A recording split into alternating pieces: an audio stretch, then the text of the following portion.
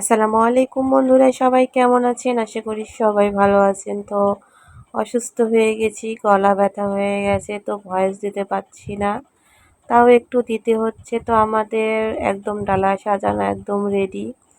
তো দেখুন, আমরা কিন্তু অনেক কিছুই নিজে হাতে আয়োজন করেছি, নিজে হাতে বানিয়েছি।